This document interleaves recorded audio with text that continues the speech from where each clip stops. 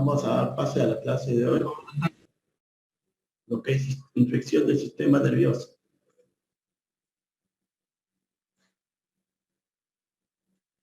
Hemos enviado hasta 4 clases. Hoy vamos a avanzar, bueno, lo que se pueda, pues, ¿no? Hasta 4 clases del sistema nervioso hemos enviado.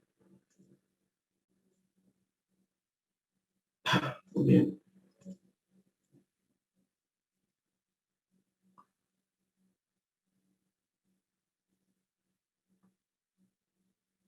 Comenzaremos con la primera parte, que es infecciones, la parte de generalidades, ¿no? Sí se logra proyectar bien en la pantalla, ¿no?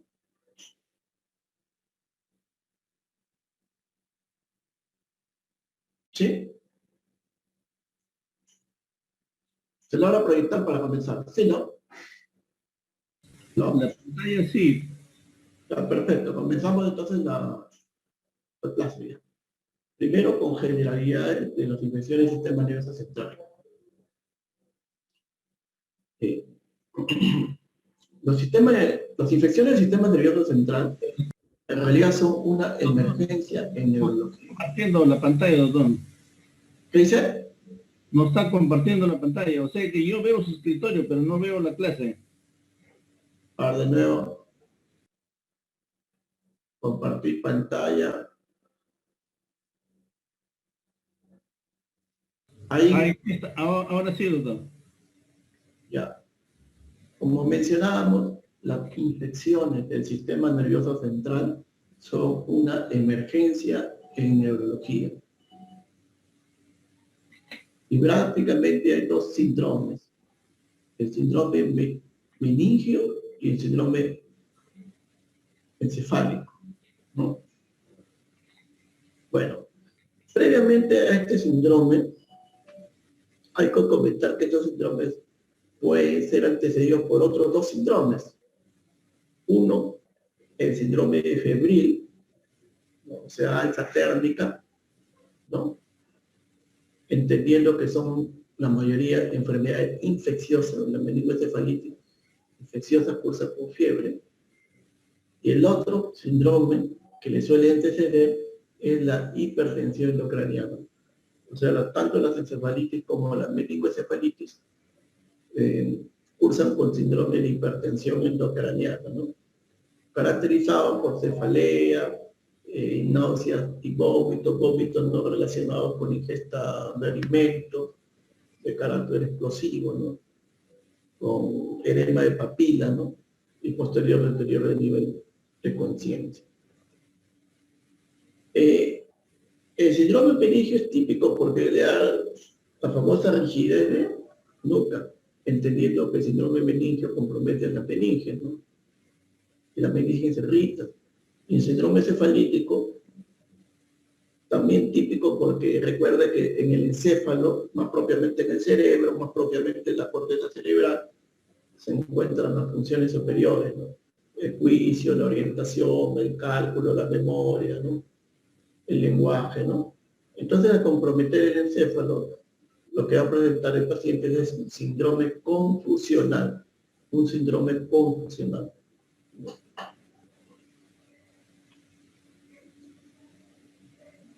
Acá tienen el síndrome encefálico, también aparte de lo que hemos narrado, hipertensión endocraniana, alza térmica, confusión, también puede ir con trastorno de lenguaje o crisis convulsiva, ¿no?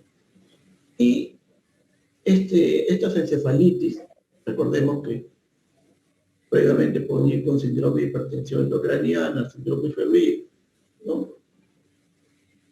Y la encefalitis se caracteriza pues, por trastorno de las funciones superiores. Se puede confundir con trastorno neuropsiquiátrico. Se puede confundir a veces con trastorno neuropsiquiátrico, sobre todo si no va con alza térmica, ¿no? O no va con hipertensión craneana, ¿no? Sobre todo cuando no va con alza térmica e hipertensión craneana. Ahí tienen ustedes en la revista Trastornos Neuropsiquiátricos, ¿no? En pacientes con encefalitis viral, una revista mexicana de 2005. Y ahí escriben 4 trastornos neuropsiquiátricos, ¿no? Que se pueden a veces dar de la meningoencefalitis, ¿no? El más frecuente es delirium, pues, síndrome confusional, ¿no? Delirium, ¿no? Está justamente resaltado de rojo, ¿no? Pero a veces psicosis, a veces catatonia, esquizofrenia catatónica, inclusive hay de deterioro cognoscitivo. Acá tienen ustedes diagnóstico psiquiátrico nosológico, de acuerdo a criterio del DSM-4, en sujetos con encefalitis viral, ¿no? Encefalitis aguda. Pero ratito vamos a ver con encefalitis aguda. Hay 3 que están viendo desde la espera, vamos a poder admitir. Listo. ¿Cierto? Muy bien. Continuamos. Ya. Entonces acá tienen delirio secundario a encefalitis aguda, ¿no? Trastorno psicótico secundario a encefalitis aguda, trastorno de control de impulsos. O sea, son pacientes que ingresan por psiquiatría, no, son pacientes que ingresan por psiquiatría del año 1990-2005, pero no son propiamente psiquiatría, sino que son pacientes que cursan con encéfalo, con infección del sistema nervioso central, ¿no? Entonces, la gran mayoría, volvemos a insistir, el cuadro clínico más frecuente es el delirio, ¿no? El cuadro clínico más frecuente es el delirio, ¿no? El delirio es el más frecuente. Acá tiene una bibliografía del 2010, ¿no? Entonces, la confusión, ¿no? Es lo más frecuente, la confusión, ¿no? Fuera, pues, del cuadro de hipertensión no craneana, el cuadro febril, ¿no?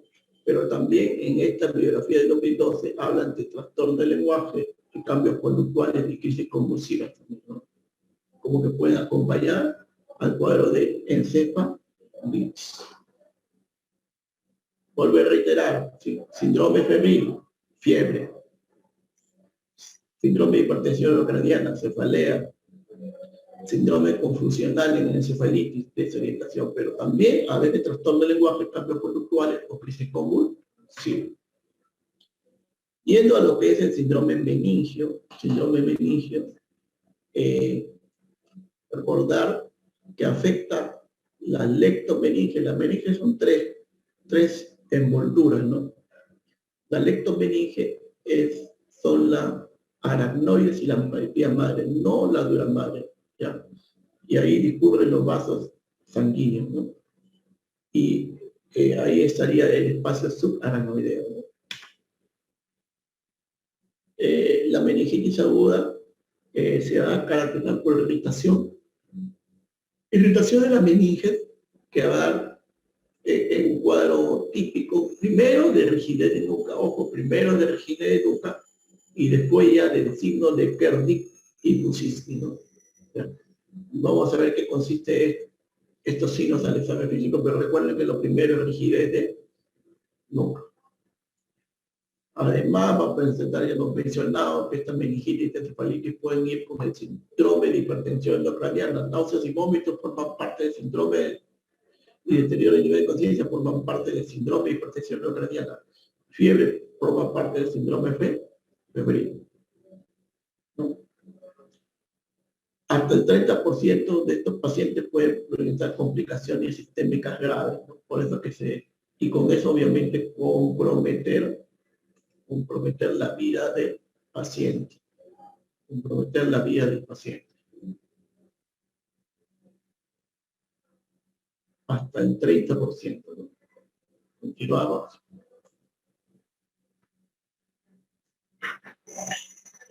Ahora, tal como hemos dado un rato la presentación de encefalitis o meningitis, es común, o sea, lo que estamos hablando en adultos y niños, ¿ya? Perdón, en adultos y niños mayores, en adultos, adolescentes, jóvenes, así es clásicamente presenta. Pero si ustedes observan en niños menores de 2 años, se observa en niños menores de 2 años, puede estar ausente la rigidez de nuca, puede estar ausente la rigidez de nuca. Ya, pero ustedes van a encontrar el abombamiento de la fontanela. Recuerden, casi pues de la fontanela anterior, el abombamiento de la fontanela, ¿no? Y también en el anciano puede estar ausente también la rigidez de nuca, ¿no? Inclusive a veces no existe fiebre en el anciano, ¿no? Complicando el diagnóstico, ¿no? Complicando la oportunidad de diagnóstico. Decíamos que la meningitis tiene signos, ¿no? Y a la derecha ustedes tienen los signos de la meningitis, ¿no? Para que pueda sacar esta imagen, ¿no? El primer signo es la rigidez de nuca, que pueden ver acá, la rigidez de nuca. Y es simple, ¿no? Elevan la cabeza, entendiendo que el tronco va a quedar plano, elevan la cabeza, ¿no? Y van a percibir claramente la rigidez de nuca del paciente, ¿no? Después van a tener ya otros signos que lo vamos a ver subsiguientemente, que es el signo de Kernig y el signo de bruxismo. Recuerden que Kernig está elevando el miembro inferior, están elevando el miembro inferior, ¿no? Y bruxismo. Y van a encontrar también una resistencia, ¿no? Una resistencia al elevar el miembro inferior, una inhabitual resistencia. Y en el bruxismo ustedes elevan la cabeza y van a ver que los miembros inferiores se van a flexionar. Elevan la cabeza y observan que los miembros inferiores se flexionan. Bueno, rigidez nunca es el signo, el primero que se encuentra, ¿no? Primero se encuentra, ¿no? Ya. Acá tienen el signo de Kernig, ¿no? Y la capacidad de flexionar la pierna más de 90 grados, ¿no? Sin dolor, ¿no? Porque recuerde que la meninge envuelve el encéfalo, pero también envuelve la médula espinal, ¿no? Y cuando están irritadas, entonces su distensión produce dolor, ¿no? Bueno, el signo de Kernig se debe al ruso Vladimir Kernig, 1840-1917, ¿no? Y él el primero lo publica en, más o menos entre el año 1882-1984. El signo de Kernig también tiene otras variantes, ¿no? Por ejemplo, en la variante en la cual se pide el paciente que se siente, que hace de su pierna flexionada invenciblemente por la rodilla. O sea, uno quiere deflexionarlo, no se puede. Bueno, la progresión elevada de los miembros inferiores determina una flexión idéntica a la anterior, lo mismo que estamos viendo acá, ¿no? La intención es mantener en extensión la pierna sobre el muslo. Es imposible por bloqueo o flexión, ¿no? O sea, no se puede extender porque hay un bloqueo de flexión. Y por último tenemos el signo de Brusitsky, ¿no? En la cual ustedes flexionan la cabeza y automáticamente van a ver cómo los miembros inferiores se arquean, ¿no? Se arquean, ¿no?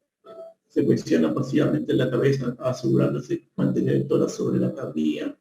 Es positivo cuando el paciente involuntariamente flexiona la pierna inferior. También tiene su variante, la flexión pasiva de la nuca comporta la flexión de las rodillas. La flexión pasiva inferior está igualmente refleja en el opuesto. Continuamos. Para Sage se dice que los signos clásicos de Kernig y Brusitsky, no la rigidez de nuca, ¿no? Se encuentran más o menos en 5%, ¿no? de pacientes, ¿no? O sea, ahora en los tiempos de los adelantos, ahora donde el paciente acude tempranamente a las emergencias, estamos hablando, ¿no? No es como hace 50 años, ¿no? En la cual ya el paciente llegaba varios días avanzado, ¿no? Entonces se encontraban signos de carne y con mucho mayor frecuencia. En estos tiempos, ¿no? En la cual cuando uno ya tiene síntomas, automáticamente con el médico, no espera una semana. Entonces, en esos tiempos, si tienen meningitis, 5% se les encuentran estos signos, ¿no? Es por eso que se ha buscado otra prueba alternativa y entre ellos está el test de prueba de sacudida o Joint Assembly Stage en inglés. Consiste en que la persona gire la cabeza en plano horizontal 2 veces y es positivo si la cefalea empeora, ¿no? Ustedes lo hacen girar el plano horizontal 2 veces, ¿no? Y si la cefalea empeora, es positivo, ¿no?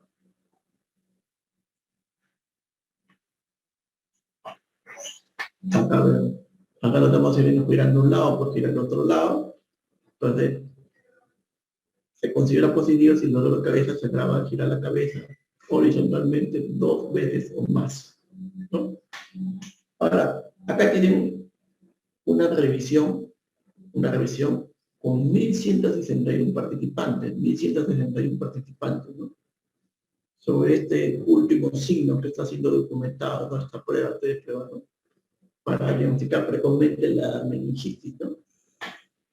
Y la sensibilidad global fue más o menos de 65.3%, con un índice de confianza del 95%.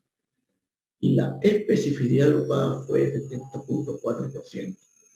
O sea, esta prueba tiene una sensibilidad de 65% y una especificidad de 70%, ¿no?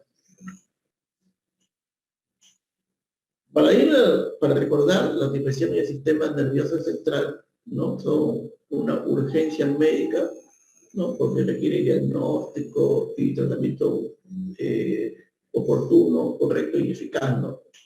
Recuerden que estas enfermedades tienen una alta tasa de mortalidad y de secuela, ¿no? Mortalidad y secuela. Bueno, acá ustedes tienen el parénquima cerebral y acá van a poder observar las envolturas, ¿no? La envoltura que está de verde es la pía madre, ¿no? No, lo que está de rojito es la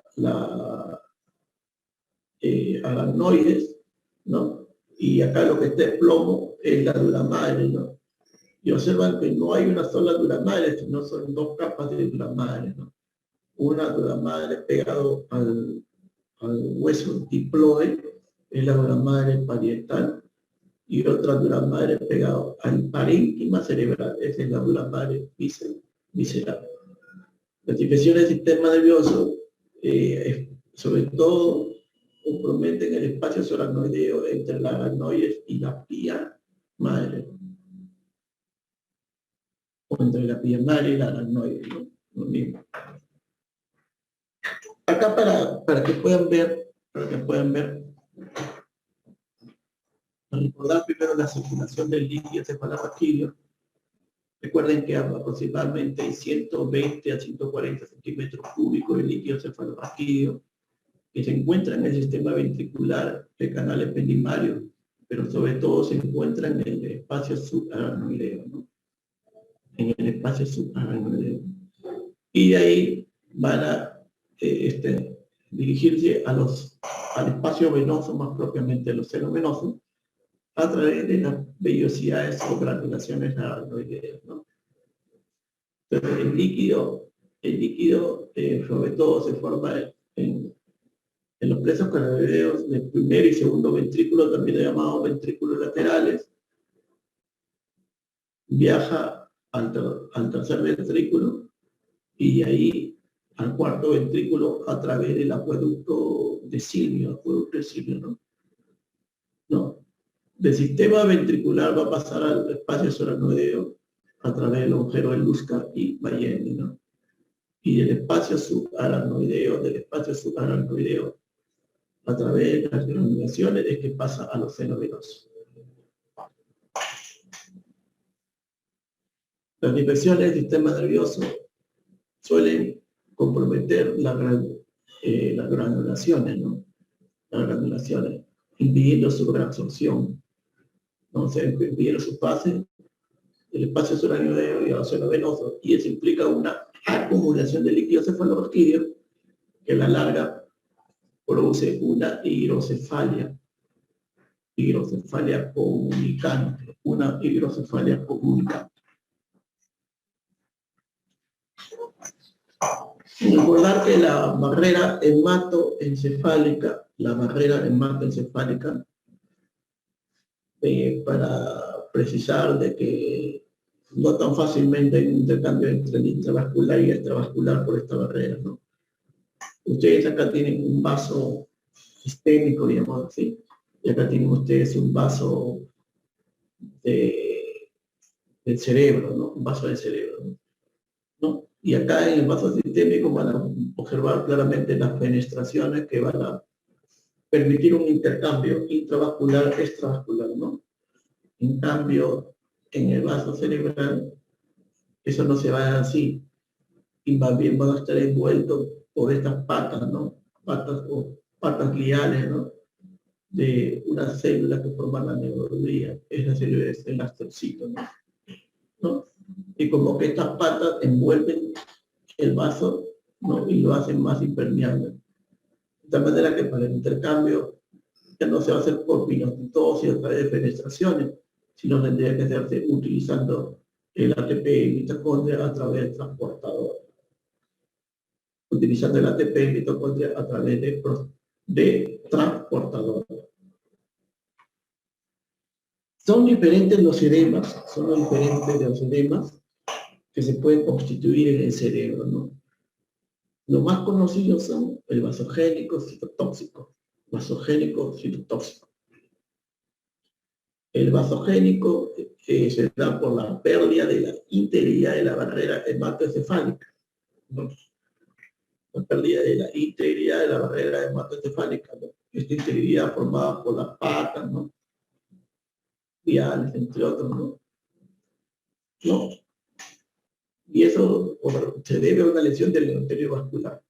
Las causas, las más frecuentes son las infecciones, los traumatismos encefalocranianos y los tumores cerebrales, ¿no? El citotóxico se debe más bien a la falla de la bomba de sodio y potasio. Recuerden que el intercambio entre el intravascular y el extravascular de un vaso del cerebro requiere o demanda de energía, ¿no? Y esa energía lo provee la mitocondria a través de ATP, que va a hacer actuar este transportador bomba sodio y potasio. Pero si no llega glucosa y no llega oxígeno adecuadamente, estas mitocondrias no van a poder producir ATP y con eso es funcionar los transportadores. Y no va a llegar glucosa y oxígeno adecuadamente cuando hay un accidente cerebrovascular, por ejemplo, donde hay una isquemia cerebral, donde ya la irrigación es pobre, casi nula, y eso le va a disminuir la función del mitocondria. Otro edema es el edema higrostático, ¿no? El edema higrostático. Este edema se debe cuando la presión intravascular, que obviamente tiene claras dificultades en salir a la extravascular porque hay una barrera hematoencefálica producida por los pies de los astrocitos, pero al ser muy alta la presión, de todas maneras va a salir. Ese es o sea, al ser muy alta, ¿no? De esta manera que la hipertensión arterial sistémica maligna va a producir alteraciones de horarias de las presiones intratransmusculares. Otra fisiopatología va a ser la acumulación de líquido intersticial por hidrocefalia, ¿no? Hidrocefalia. Como decíamos, en el caso de los agentes infecciosos, agentes autoinmunes o carcinoma, ¿no? Estas granulaciones se van a inflamar limitando o deteniendo el flujo del espacio suranioideo al seno venoso. Este flujo se va a acumular y se acumula retrospectiva, ¿no? Al final, este acúmulo va a hacer que se acumule intraventricularmente, ¿no? Y eso va a producir una hidrocefalia. Y también hay el osmótico, ¿no? Recuerden que los iones que predominan en el extracelular son los iones sodio, calcio, cloro, ¿ya? Y el que predomina en el intracelular es el potasio. ¿No?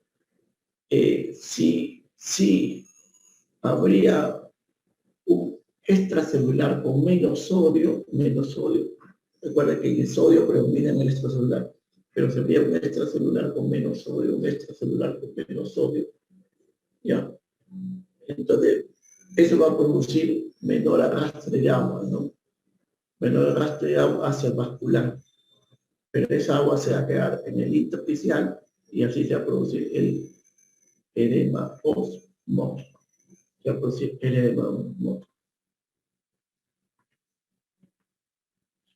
Acá ustedes entonces tienen los síndromes clínicos relacionados con la neuroinfección de una revista mexicana de neurociencia en 2017. Recuerden, como vuelvo a insistir, que el síndrome de hipertensión intracraniana y el síndrome febril, ya por lo general anteceden o acompañan a estos síndromes, ¿no? Al síndrome meningio, que hemos hablado ya de la rigidez, nuca, Kern y Buczynski, ¿no? El síndrome encefálico, ¿no? Compromiso de las funciones superiores, trastorno de conducta, confusión, ¿no? Fuera de esto también podría haber un síndrome de focalización. O sea, este síndrome meningio, este síndrome encefálico, en su progreso hace que el paciente focalice. Pero también hay enfermedades infecciosas que se comportan como proceso expansivo intracerebral, ¿no? Entonces ahí tienen el acceso cerebral y los granulomas, ¿no? Entonces ahí el cuadro no es tanto de encefalopatía, sino cuadro de rigidez, sino es cuadro de focalización. El proceso expansivo intracerebral. Yendo a la clasificación de las infecciones,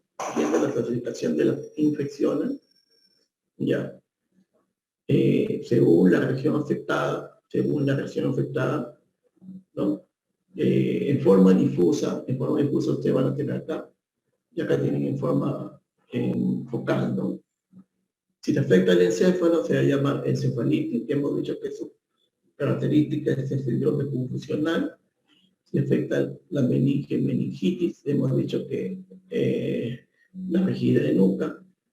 Si afecta la médula, se llama mielitis, ¿no? Mielitis.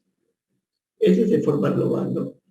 Pero en forma focal puede haber también acceso encefálico, acceso epidural, ¿no? O sea, entre la madre y la calota craneana. Empiema subdural, o sea, entre la madre y la aracnoide,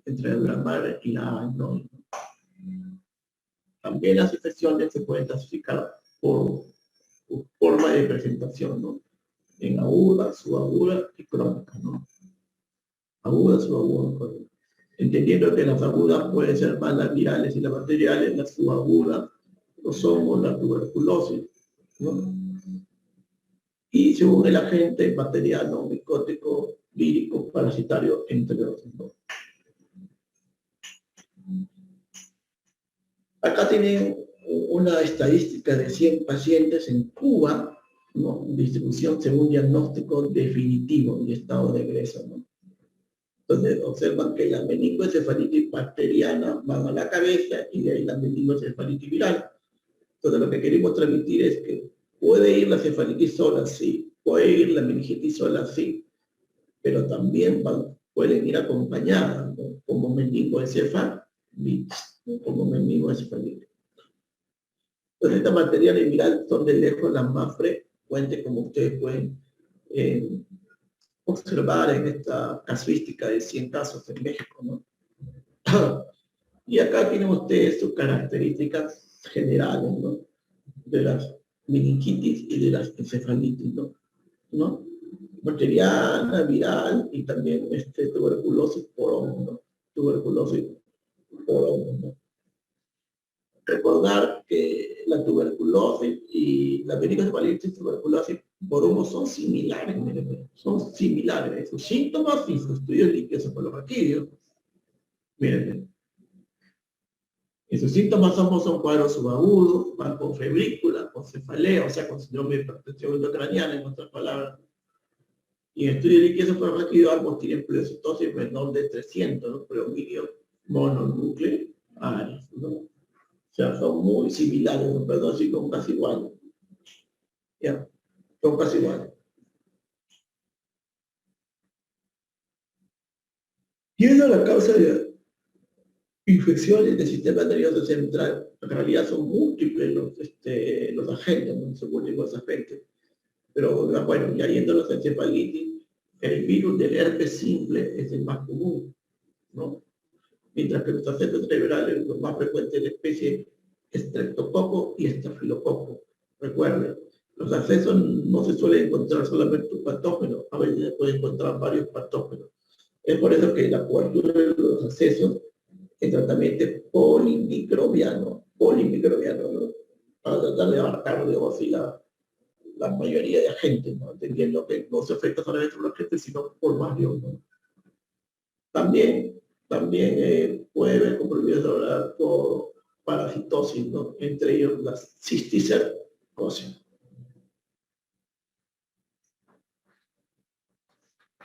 Acá tienen diferentes características de la meningitis séptica, bacteriana, la meningitis viral, la meningitis por hongo, la tuberculosa y la parasitaria, ¿no? En el líquido cefalorraquídeo.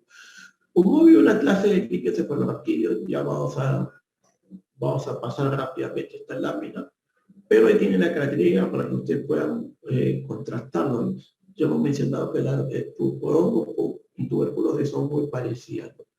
Recuerden que la viral, los leucocitos suelen estar bien disminuidos, ¿no? Y que en la bacteriana los leucocitos suelen ser bien aumentados, y sobre todo polimorfonucleares. Aunque no existen contraindicaciones naturalistas para realizar una función lumbar, se debe tener especial precaución cuando hay aumento de la presión intracraneal, o sea, cuando el paciente está cursando con un síndrome de hipertensión intracraneal. Recuerden que el síndrome de hipertensión intracraneal se caracteriza por cefalea, vómitos, náuseas no relacionadas a la ingesta y edema de papila, ¿no? Y que tomográficamente ustedes pueden ver las diferentes hernias con la división de alerma y con compromiso de trombo, ¿no? Esos criterios son importantes para ver si el paciente puede ser fácil de una función lumbar o hay que pensarlo bien porque puede estar cursando con hipertensión intracraneana, ¿no? Cuando es así, cuando cursa con hipertensión craneana y es necesario hacer la función lumbar, recomendamos administrar manitol, un bolo de manitol. Recuerden que el manitol tiene el 20%, le podemos poner un bolo de 50 centímetros cúbicos, por ejemplo. La otra estrategia es, recuerden que la aguja más comúnmente se usa de 18, 20, 21, 22, perdón, 18, 20, 22, entendiendo que a menor número, ojo, a menor número, el calibre más grueso, ¿no? Entonces, 18, vamos a poner, pues, en pacientes que yo requiero una gran cantidad de líquido cefalorraquídeo, ¿no? Yo requiero una gran cantidad de líquido cefalorraquídeo, ¿no? Ya. Y 22, más bien eso ya iría para niños, ¿no? Bueno, cuando hay sospecha de hipertensión intracraneana, entonces preferible usar una aguja de mayor número porque tiene menor calibre, ¿no? Y el goteo va a ir más lento, ¿no? Y el goteo va a ir más lento. Ahí vemos las características del líquido cefalorraquídeo.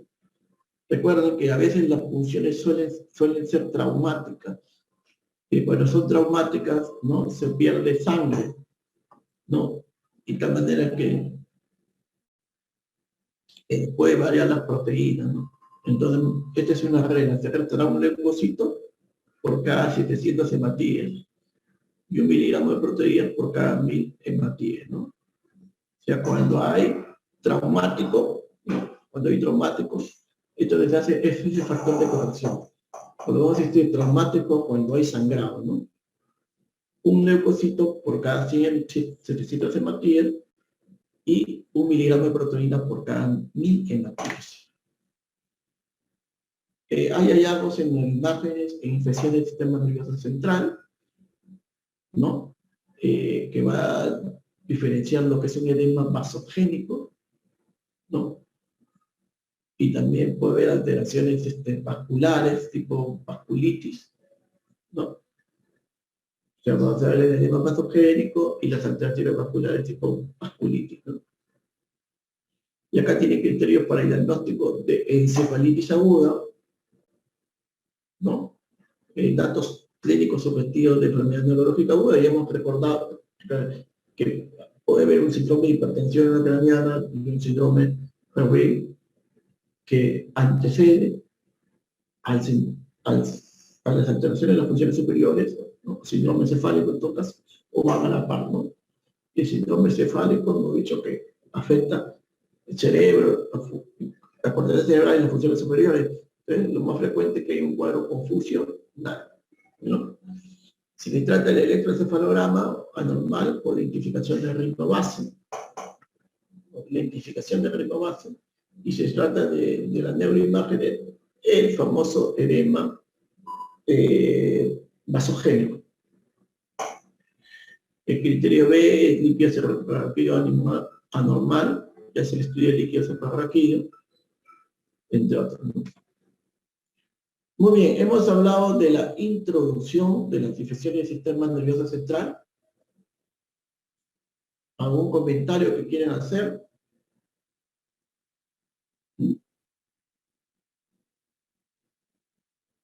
Bueno, si no hay comentario, vamos a hacer un paréntesis de 2 minutos para tomar un vaso de agua.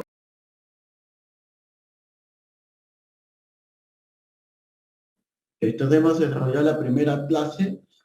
Recordemos que el síndrome febril y el síndrome de hipertensión endocraniana, que hemos caracterizado por dolor de cabeza, náuseas y vómitos después de deterioro de conciencia, van a la par o anteceden al síndrome meningio que caracteriza la meningitis y al síndrome confusional que caracteriza a la encefalitis.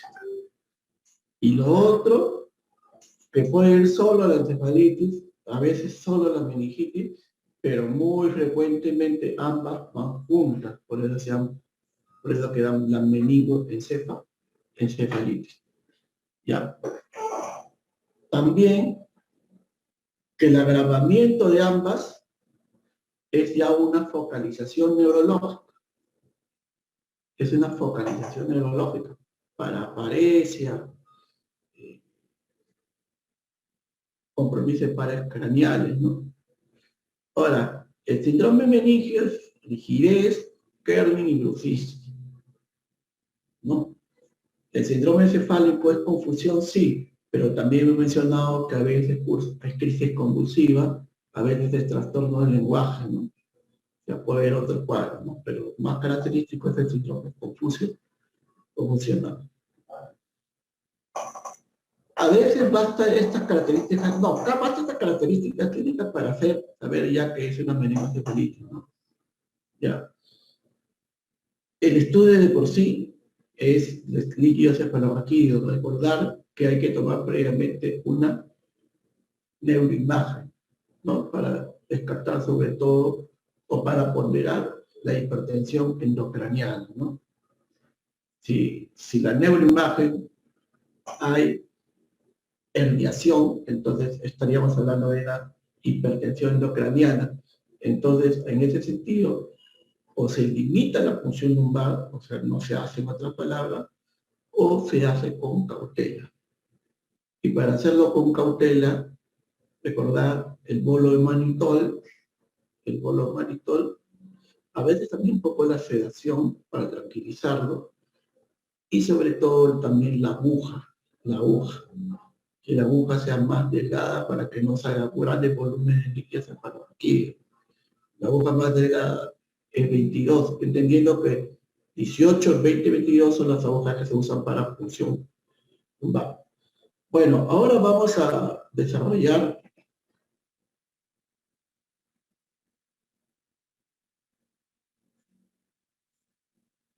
meningoencefalitis bacteriana, lo que sigue, meningoencefalitis bacteriana. Sí se logra ver en la pantalla, ¿no? ¿Sí? ¿No? Ya, sí se ve, ¿no? Comenzamos entonces, ¿no? La meningitis bacteriana, volvamos a insistir, que va a afectar la lectomeninges, que está conformado por las aracnoides y la pía madre, ¿no? La No está aracnoides. compartiendo la pantalla, doctor. ¿Qué dice? No está compartiendo la pantalla. Entonces, dejo de compartir, de nuevo comparto. A ver. Comparto de nuevo. Compartir pantalla. Ojalá que se... ¿Ahora sí? Sí, ahora sí, doctor.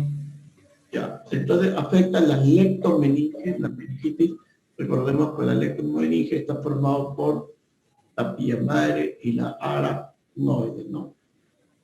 Y en el estudio de líquido cefalorraquídeo, lo más característico es una gran elevación de células, ¿no? A predominio polimorfo nucleares, ¿no? O sea, la meningitis bacteriana en el líquido cefalorraquídeo es la que más celeridad tiene, la que más celeridad tiene, ¿no? Solo se compara con el acceso intracerebral, bueno, eso tiene más, pues no, el acceso intracerebral cuando se abre al espacio solarradiado, no, pero ese es muy raro, ¿no? Bien raro. Entonces la meningitis bacteriana es la que más celeridad tiene, predominio polimorfo nuclear, ¿no? Esta meningitis es muy agresiva, fácilmente puede ir a sepsis grave y shock séptico, ¿no? Y si hablamos de shock séptico, obviamente hablamos de muerte en una gran cantidad de casos, ¿no? Entonces, es una emergencia porque tiene una altísima mortalidad, ¿no? Tiene una altísima mortalidad. Y es por eso que tiene que ser diagnosticada precozmente.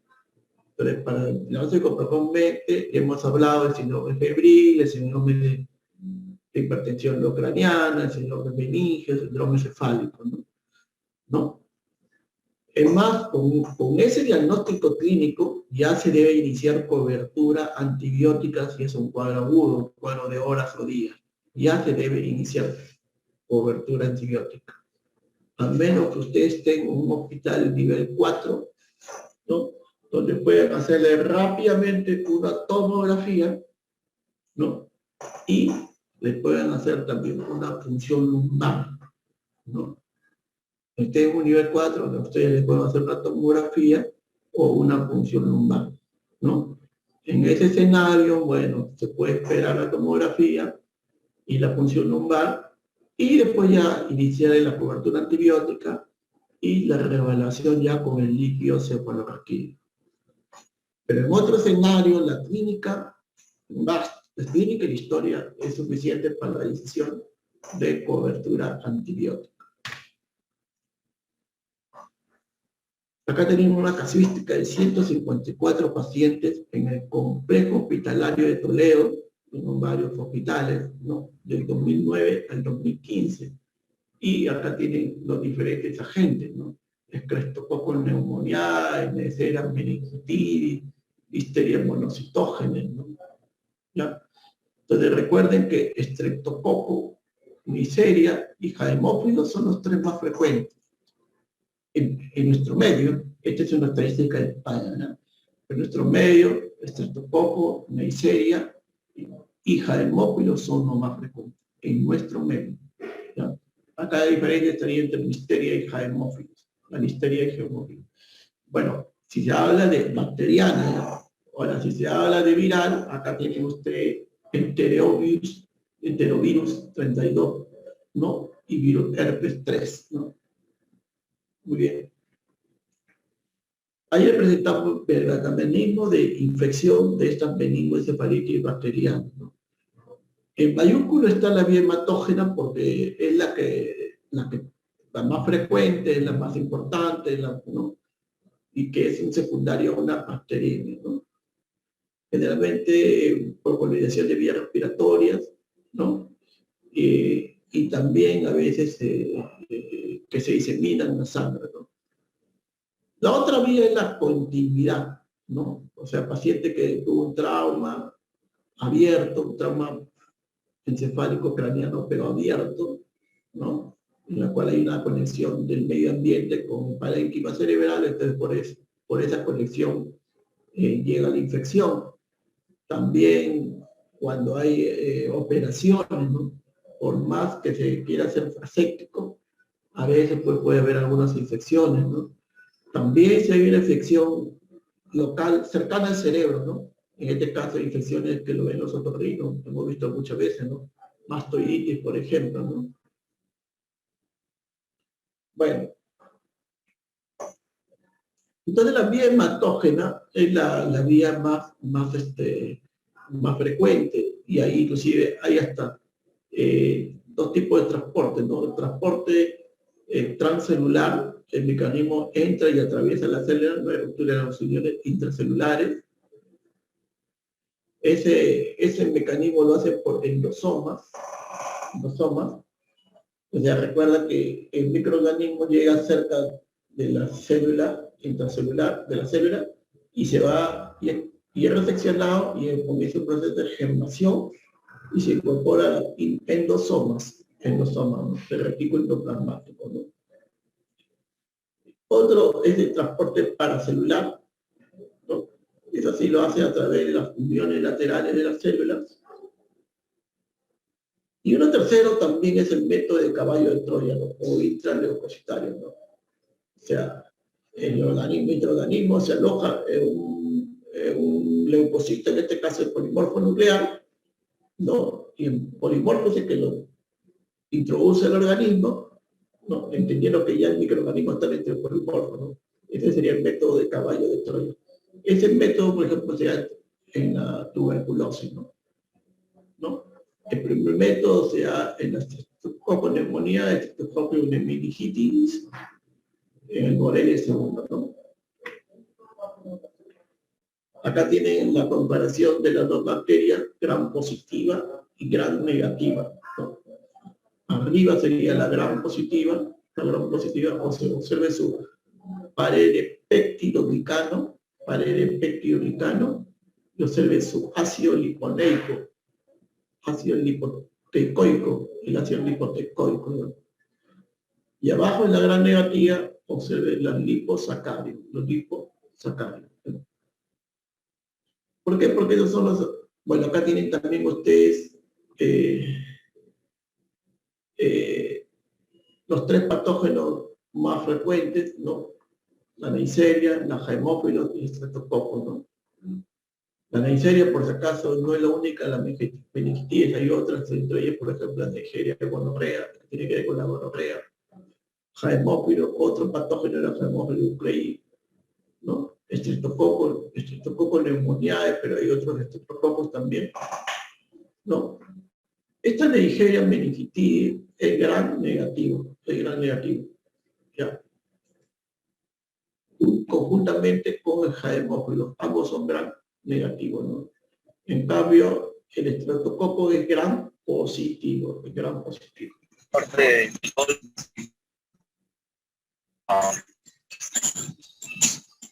El Streptococcus es gran positivo. Ya, continuamos. Y acá ven la fisiopatología de cómo se produce la meningitis, ¿no? Habría una invasión local que va a producir, o sea, primero había la colonización epitelial, que haría una invasión local, ¿no? Y después haría una bacteremia, Recuerda que el mecanismo más frecuente es el hematógeno, la bacteremia, ¿no? La bacteremia, ¿no?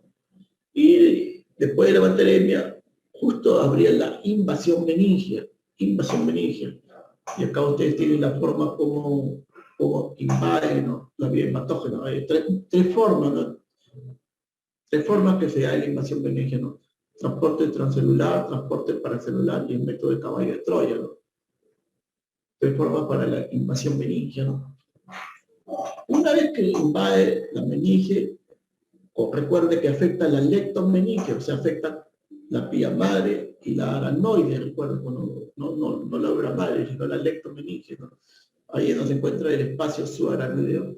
En el espacio subaracnoideo se da una gran replicación bacteriana, ¿no? Una gran replicación. Ahora, ahí las bacterias ya van a, la pared celular y los leucocitos sacarios van a liberar una serie de mediadores inflamatorios, ¿no? La pared celular y los liposacarios, por eso hemos hablado acá, ¿no? Los liposacarios y la pared celular, ¿no?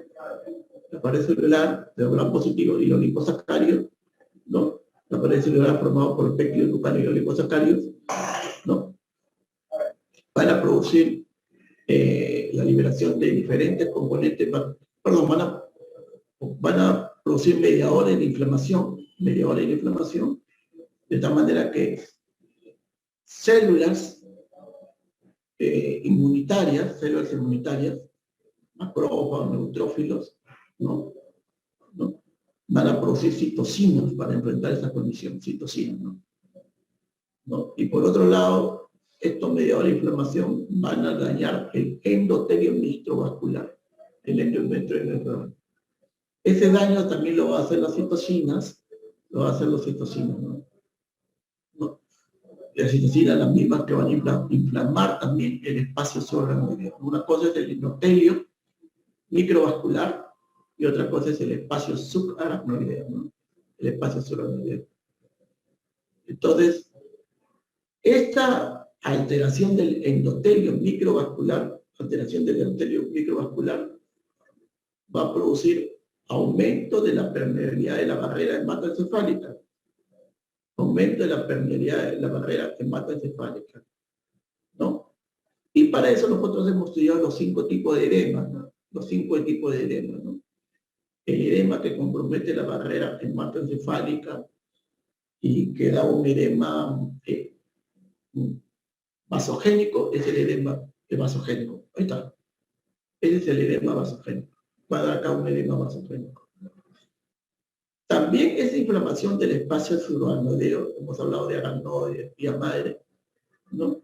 Va a producir una vasculitis, una inflamación cerebral, va a producir una vasculitis cerebral. Y esta vasculitis cerebral, inflamación de los vasos, va a producir infartos cerebrales.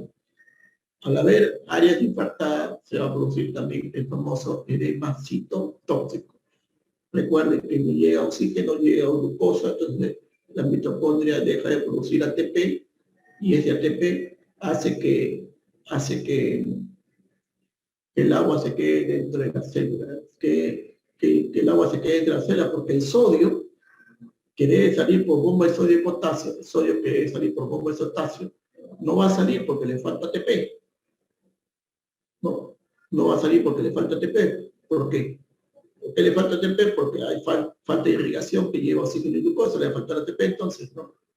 Entonces, ese sodio se quedará en el intracelular, y el sodio en el intracelular va a arrastrar agua y va a producir un edema intracelular, un edema citotóxico, ¿no? Esta inflamación de los espacios subaracnoideos, ya lo hemos visto, hay el sistema ventricular, hay el espacio subaracnoideo, pero hay los senos venosos, ¿no? Donde el espacio subaracnoideo, los senos venosos están las granulaciones aracnoideas, ¿no? Entonces, si hay inflamación del espacio subaracnoideo, hay inflamación de las granulaciones aracnoideas, ¿no? Y al haber una inflamación de las granulaciones aracnoideas, va a haber una resistencia al flujo, o sea, se va a quedar el flujo en el espacio subaracnoideo y no va a pasar a los senos venosos. Y esa retroactiva va a producir una hidrocefalia. va a producir una hidrocefalia. Entonces ustedes tienen por un lado edema vasogénico, por otro lado hidrocefalia, que va a producir un edema intersticial, y por otro lado un infarto cerebral que va a producir un edema citotóxico. ¿Está bien? Entonces hidrocefalia va a producir un edema intersticial. Y estos tres edemas lo que va a hacer es aumentar la presión intracraneal, ¿no? Aumentar la presión intracraneal, ¿ya? Y recuerden que para el flujo sanguíneo cerebral adecuado debe haber una presión de perfusión cerebral adecuada. Ahora, esa presión de perfusión cerebral adecuada es igual a presión arterial media menos presión intracraneal. Presión arterial media menos presión intracraneal. Entonces, si aumenta la presión intracraneal manteniéndose la presión arterial media, entonces la presión de perfusión cerebral va a caer.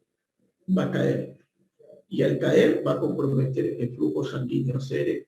O sea, el aumento de la presión intracraneal, ¿no? Va a caer, perdón, el aumento de la presión intracraneal va a hacer que disminuya la presión de perfusión cerebral, entendiendo que la presión de perfusión cerebral es igual a la presión arterial media menos presión intracraneal. Y al disminuir la presión de perfusión cerebral va a repercutir directamente el flujo sanguíneo cerebral disminuyendo. Y así es como estas infecciones del sistema nervioso central producen la muerte o secuela en el paciente, ¿no? Un interrogante que se está tratando de buscar la explicación es la penetración de la barrera hematocefálica por los diferentes patógenos. Ocurre por mecanismos hasta ahora no bien dilucidados. Se han propuesto 3, pero no están bien convencidos, ¿no? Y todos ellos utilizarían esta molécula receptor de laminina. Los 3 mecanismos que hemos mencionado, ¿no? Como receptor común para unirse al endotelio vascular cerebral. O sea, la molécula... Presente. ¿No? Mediante adhesiva de superficie, ¿ya? Y posteriormente, mediante la unión de fosforilidad de la pared, se uniría al receptor de factor de activador plaquetario, activando un proceso de endocitosis mediado por U-arrestina, por supuesto, mimetismo molecular con el factor de actividad de plaquetas. Entonces, no es una investigación muy última, ¿no? Pero es una investigación más puntual, ¿no? Más puntual de lo que sucede acá, ¿no? De estos mecanismos más grandes, ¿no? Transporte transcelular, transporte paracelular, un método caballo de Troya, ¿no? Todos estos tenían un denominador común, la utilización de la molécula de receptor de laminina.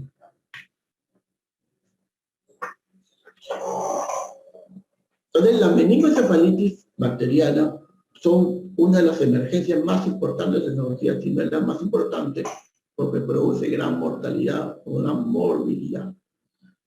Una manera de enfrentar en la salud pública estas meningitis es justamente también la estrategia de vacunación. Ahí tienen ustedes la norma técnica de salud que establece el esquema de vacunación de 2013, y acá tiene la norma técnica de salud que establece el esquema nacional de vacunación de 2018. Los dos últimos lo tienen acá, 2013 y 2018. Los dos últimos, ¿no? Y ustedes van a poder observar que hay vacunas frente a estas bacterias, ¿no? Haemophilus influenza, ¿no? Haemophilus influenza y también neumococo. Por acá está. Primera dosis ante neumococo, ¿no? O sea, entonces, 2 de los 3 agentes más importantes, Haemophilus influenza y neumococo, hay vacunación, ¿no? Y justamente esa vacunación ha incidido notablemente en que haya menos meningitis bacteriana, sobre todo menos agresiva, con menor agresividad, ¿no? Con menor agresividad, ¿no? Pero acá están los esquemas de vacunación en menores de 5 años, ¿no? En actividades regulares. Ahí tienen eso ya para que ustedes lo revisen en casa. Es lo último que, ¿no? Acá la vacunación contra la influenza, ¿no? Hemos dicho que Haemophilus influencia en neumococo, ¿no? Los detalles técnicos, ¿no? Ya. Y detalles sobre la vacuna, bueno, acá hemos hablado de detalles sobre la vacuna Haemophilus, pero si no vamos a retroceder un poquito, ¿no? Ya, acá tiene detalles contra la vacuna de Haemophilus, ¿no? Vacuna que confiere inmunidad contra los serotipos prevalentes de influenza según la circulación estacional, ¿no? El agente inmunizante es una vacuna trivalente que contiene cepas de virus fraccionados, inactivados y modificados, ¿no? Vacuna de influenza pediátrica, bueno, ahí tienen. Ahora vamos a vacuna de neumococo, ¿no? ¿No? Que la otra vacuna. La Organización Mundial de Salud estimó que anualmente estreptococo neumonía causaba la muerte de 0,7 a 1 millón de niños menores de 5 años, ¿no? Según esta revista de 2013, ¿no? El principal factor de virulencia de neumococo es su cápsula polisacaria, ¿no? Cápsula polisacaria, ¿no? Y en esta cápsula habían identificado más o menos 90 serotipos, ¿no? ¿No? Asociado frecuentemente a enfermedad neumocócica severa, ¿no? En el año 2000, Estados Unidos ya provocó una vacuna neumocócica para 7 de estos serotipos, ¿no? ¿No? Acá lo tienen: serotipo 4, 9B, 14, 19F, 23F, 18C y 6B. En el año 2010 lo amplió a 13 serotipos. ¿Ya? La vacuna 10 valente neumocócica proteína T conjugada, esa se estableció en el Perú en el año 2009. Este es en Estados Unidos. En el Perú se introdujo la vacuna 10 valente en el año 2009. La 10 valente, ¿no? La 10 valente. ¿Ya?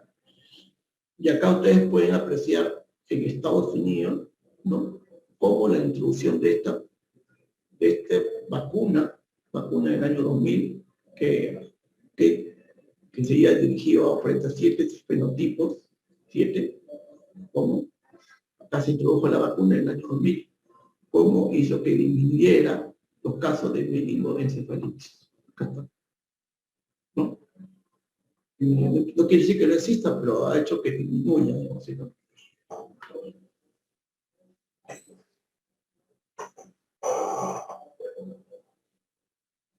Entonces acá tiene la cobertura global estimada de la enfermedad invasiva pediátrica por neumococo, ¿no? Preintroducción de esta vacuna, ¿no?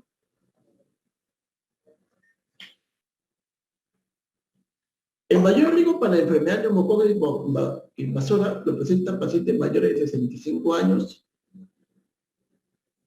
con morbilidades como insuficiencia cardíaca, enfermedades pulmonares, renales y hepáticas crónicas, diabetes mellitus, tabaquismo, alcoholismo, inmunodeficiencia, VIH, mieloma, neoplasia, uso de inmunosupresores, cuando le quitan a uno el vaso, ¿no?, o portador de implante copiar y fístula de líquido cefalorraquídeo.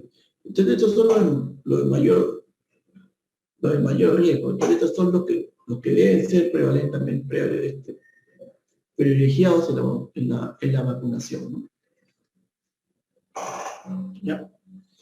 Para respecto a la Neisseria meningitis, son 3, recuerden: Haemophilus, neumococo. Ahora vamos a la Neisseria meningitis.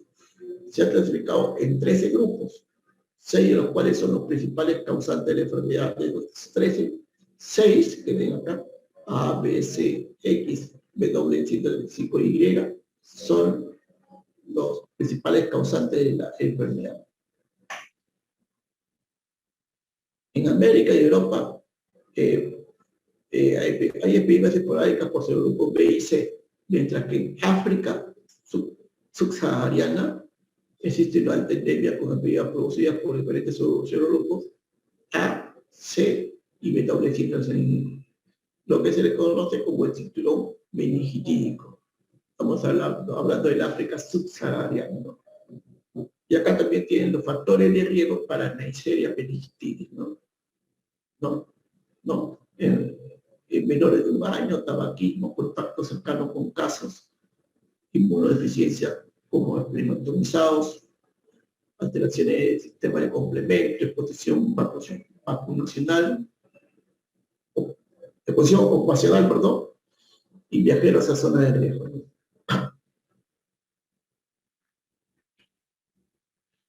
Ahora, hemos tenido en nuestro país algunos brotes importantes de meningitis meningocócica, ¿no? Algunos brotes importantes de meningocócica. El más importante ha sido el que se dio en 1985 con 328 casos, el más importante, ¿no? En 1985 con 328 casos, ¿no? Acá ya tienen los casos de 1994 al 2005, ¿no? Entendiendo que pueden ser casos confirmados que están en rojo y casos probables que están en celeste, ¿no? Y están algunos años menor a 100, alrededor de 100 al menos, ¿no? Pero en el año 1985 hubo 328 casos, ¿no?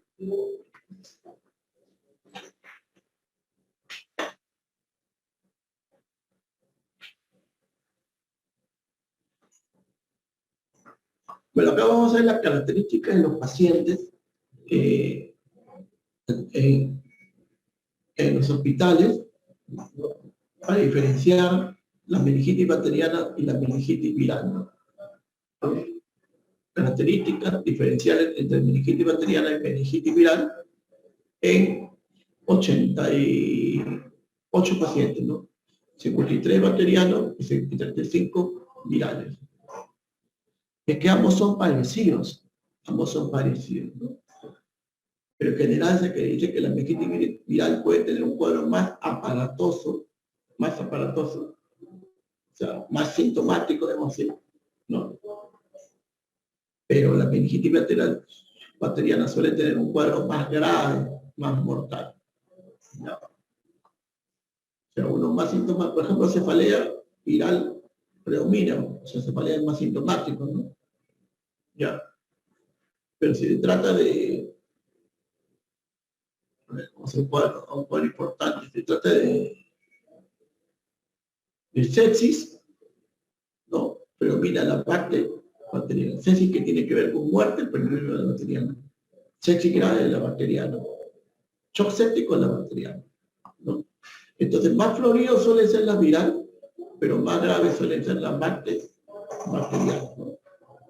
¿No? Esa es la diferencia. Comparando también con la meningitis viral con la bacteriana, con la viral, acá también tienen los hallazgos de laboratorio, ¿no?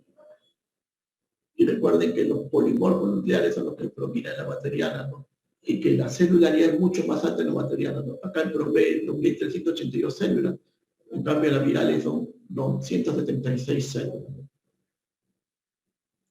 La viral es prácticamente normal, su líquido cefalorraquídeo, excepto celularidad mononuclear, ¿no? Escasa celularidad mononuclear, ¿no? También acá tenemos otro estudio de 2009 con 302 niños, en la cual comparan la meningitis viral con la meningitis bacteriana, ¿no?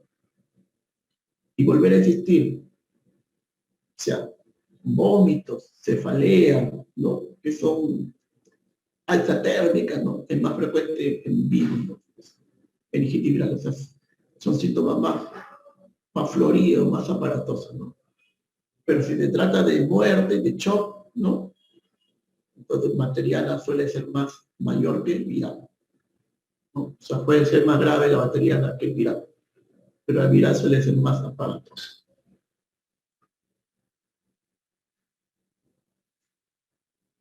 Bueno, acá tienen ustedes sensibilidad y especificidad de algunas pruebas para detectar el agente causal, ¿no? Pero acá tienen las pruebas de aglutinación, ¿no? Y acá tienen las pruebas de PCR, que son los dos estudios que se hacen.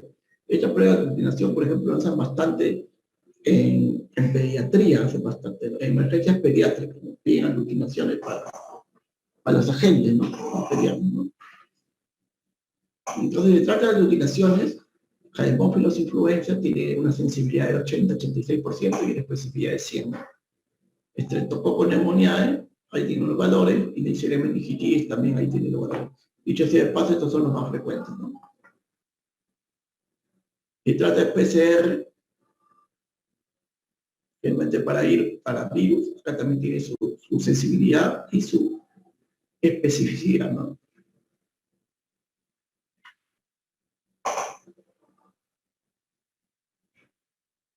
Se ha determinado que hay cambio epidemiológico posterior a la vacunación, ¿no? Cifras recolectadas en Estados Unidos demuestran una reducción del 31% de la incidencia global de la meningitis bacteriana aguda desde 1998 a 2007, ¿no?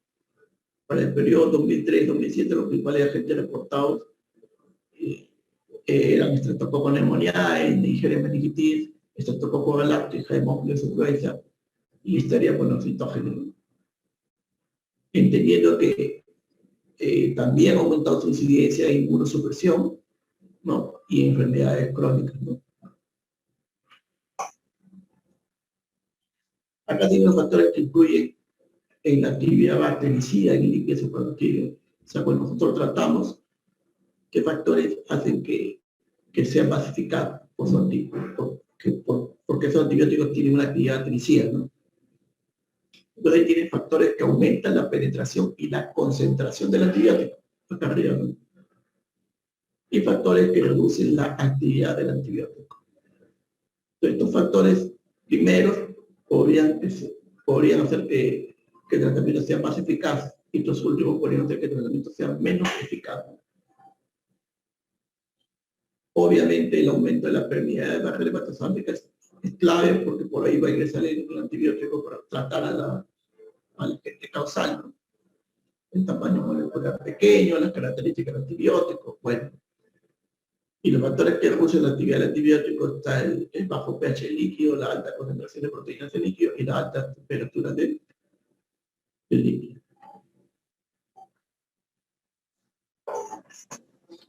Recordemos que el diagnóstico de meningitis bacteriana puede ser un diagnóstico clínico, ¿no? Un clínico, hemos dicho hablar, hemos conversado del síndrome meningio, el síndrome de hipertensión ucraniana, y de ahí síndrome febril y síndrome también encefálico, ¿no? Entonces puede ser clínico, ¿no? Y como es una emergencia, si estamos en nivel 4, esperar una tomografía y el estudio de encefalografía, ¿no? Porque está ahí al alcance, ¿no? Pero si estamos lejos de los grandes hospitales, entonces iniciar antibiótico no es una mala conducta, es una buena conducta, entendiendo que para un paciente que tiene infección del sistema nervioso central, las horas y los días van contando, ¿no? Van contando en su posibilidad de vivir y su posibilidad de quedar sin secuelas, ¿no? Bueno. Observen que de 3 meses a 50 años, de 3 meses a 50 años, es donde predominantemente se dan esos 3 agentes. Neisseria meningitis, Streptococcus pneumoniae, Haemophilus influenza. De 3 meses a 50 años, ¿no? No. Antes de los 3 meses, hay otros agentes, ¿no? Streptococcus galactis, E. coli, Listeria monocytogenes, ¿no? Y después de los 50 años, también hay otros agentes, Listeria monocytogenes y Bacillus gram negativo. Eso en los pacientes inmunocompetentes. ¿Y cómo se traducir eso con antibióticos?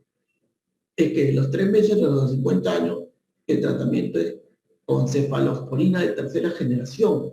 En nuestro medio es ceftriaxona, ¿no?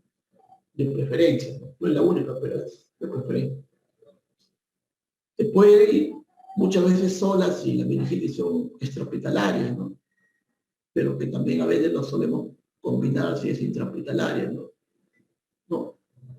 Y lo combinamos con vancomicina. Ya cefalosporina de tercera generación con vancomicina es el estándar de 3 meses a 50 años. Por los otros agentes, en menores de 3 años y mayor de 50 años, otros agentes entre ellos la listeria monocitógenes, ¿no? Por otros agentes, ¿no? Es que se agrega ya ampicilina, como pueden ver acá, ampicilina, para que cubra otros agentes, ¿no? También cuando el paciente tiene una inmunidad celular alterada, ampicilina es una buena indicación, ¿no? Ampicilina es una buena indicación a esas cefalosporina de tercera generación, ¿no? Cuando hay defecto de la inmunidad humoral, bueno, se puede mantener cefalosporina con vancomicina, ¿no? Y acá tienen otras condiciones, ¿no?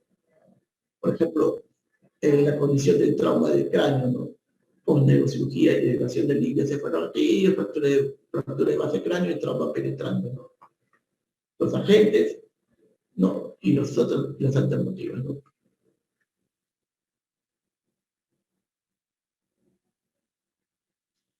Ahora, ¿cuáles son los principales agentes etiológicos para meningitis? Según factores de riesgo, es casi lo mismo que el anterior, sino que esta es biografía del 2009, esta es biografía del 2017, ¿no? Hemos mencionado que 2 a 5 años, diseria meningitis, estreptococo, neumonía, no solo hija de móvil son más frecuentes, cefalosporina de tercera generación y vancomicina, ¿no? En mayores de 50 años, ¿no? O la listeria monocitógena, entonces agrega ampicilina.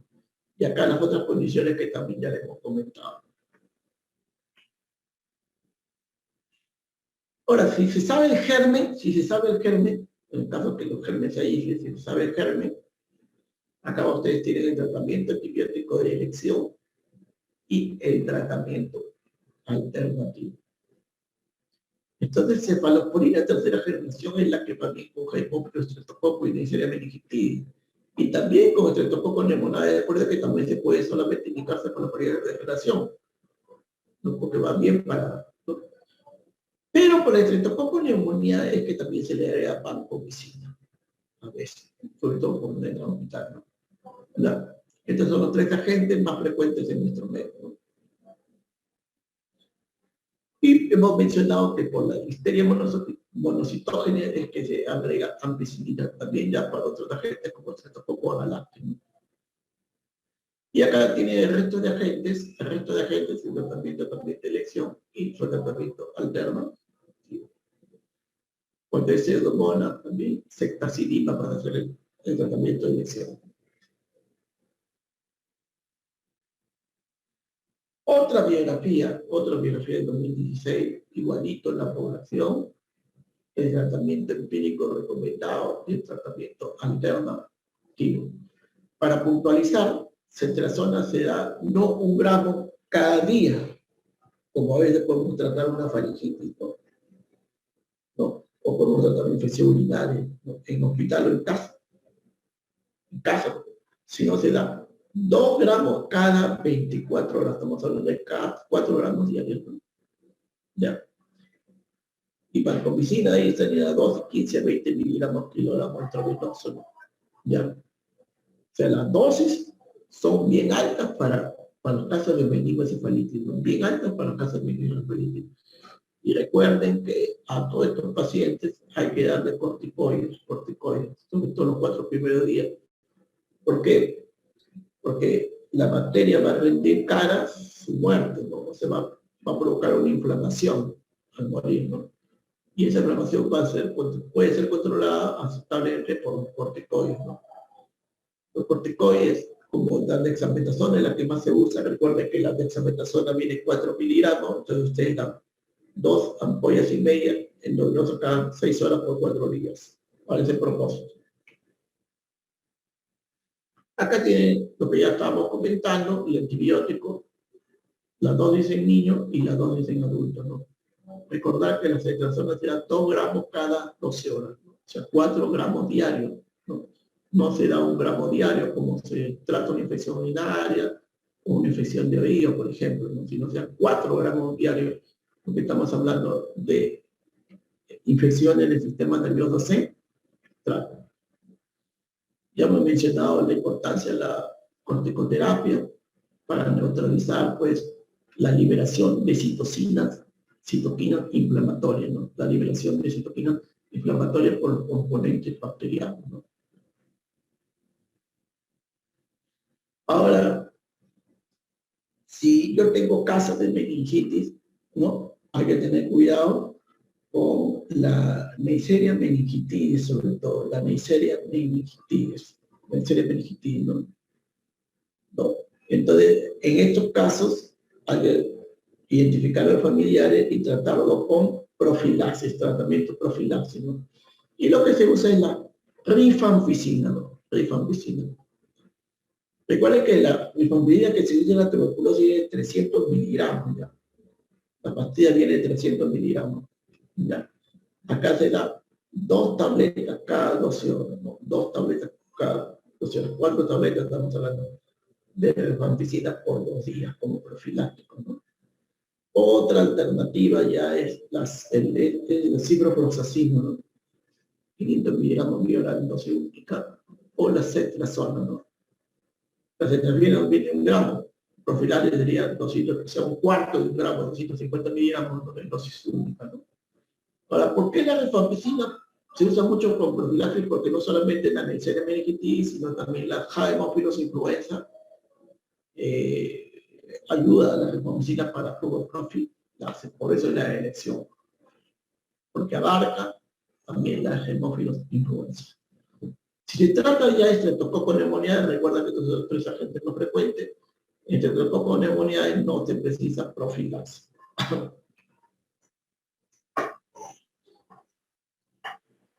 Ahora, es difícil a veces identificar el agente, ¿no? Pero acá tenemos un cuadrito del 2008 en la cual usted ve condiciones del paciente, y en base a las condiciones del paciente, ¿cuáles podrían ser los agentes más frecuentes, ¿no?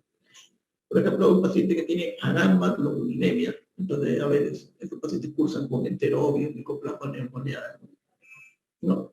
Los que tienen con contacto con pájaros, ahí tienen cefalitis equina, cefalitis occidental, ¿no? Con gatos también tienen, ¿no? Virus de la rabia, con perros, virus de la rabia, ¿no? Muy bien.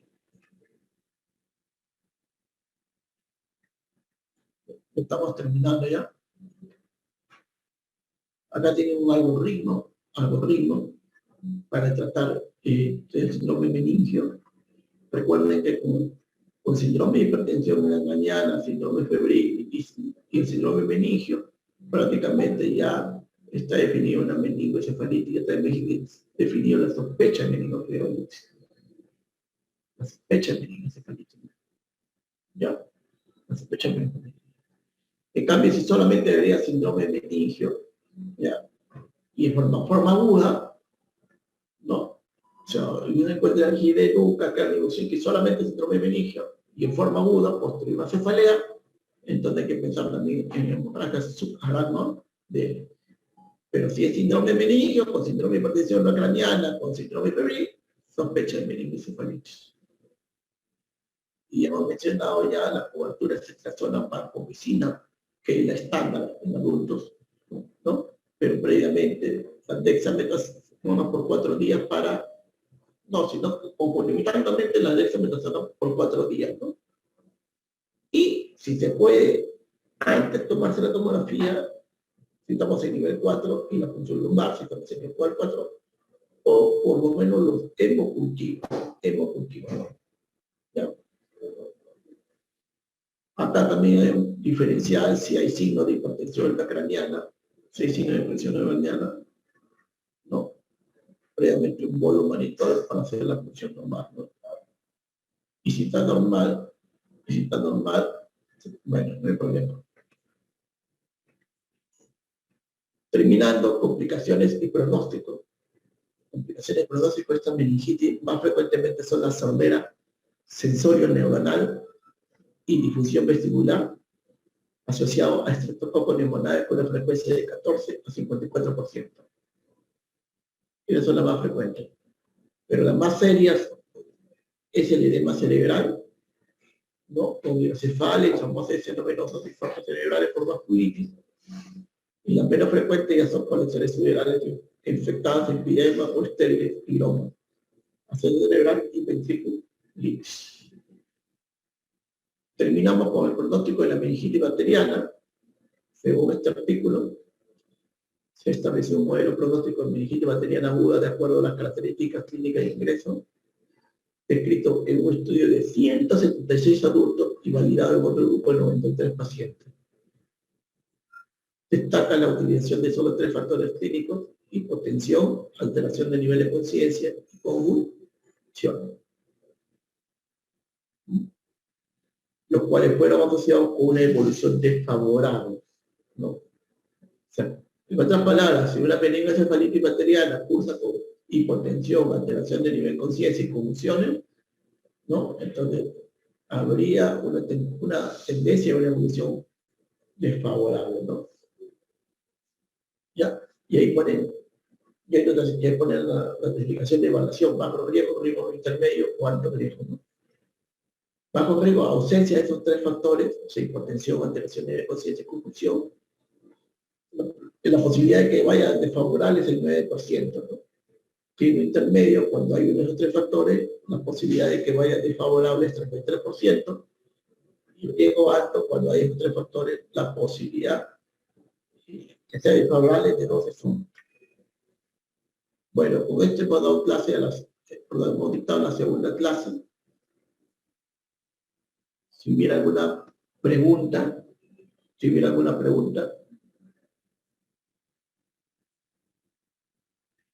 ya hemos enviado también 2 clases más de infecciones del sistema nervioso. Entonces, esas 2 clases quedarían ya para la próxima semana, ¿ya? Y así vamos a ir continuando con las diferentes clases. Más bien, si no hubiera alguna pregunta, agradecerles su atención y vayan avanzando su trabajo, ¿no? De repente ya la próxima semana empezamos a ver las monografías. ¿Ya? Muchos saludos para ustedes y continuamos pues la próxima semana con la clase. Bueno, ya que no hay preguntas, profesor. nos estamos despidiendo. Muchos saludos. Gracias, doctor. Hasta luego. Ya. Gracias, doctor. Hasta luego. Hasta luego. Hasta luego, doctor. Hasta luego. Ahí le veo a ustedes. Gracias, María.